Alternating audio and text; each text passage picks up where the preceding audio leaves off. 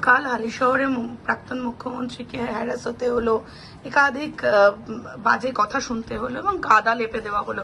আপনি কেন বলছেন? বড় বড় পাথর ছোড়া হয়েছে, আপনারা কাদার ন্যারেটিভ কেন করছেন? বড় বড় পাথর ছোড়া হয়েছে। এই ঘটনার প্রেক্ষিতে উনি কি কোনো আইনি দেখা যাচ্ছে সেটা ভাবা হচ্ছে।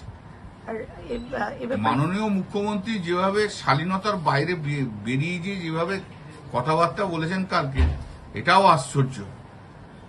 তার সমস্ত আইন বিবেক সবকিছু ধূলিসাৎ করে দিয়েছে শুধু মুখ্যমন্ত্রী পদে থাকার জন্য।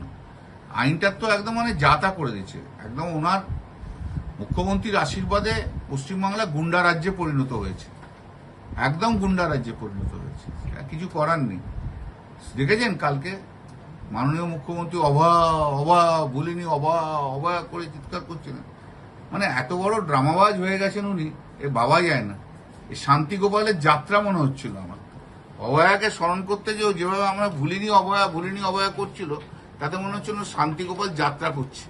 শান্তিগোপালের যাত্রা মনে হচ্ছে। মেদিনীপুরের ছেলে তো যাত্রা বেশি দেখেছে, আর শান্তিগোপালকে তো নিশ্চয়ই দেখেছে।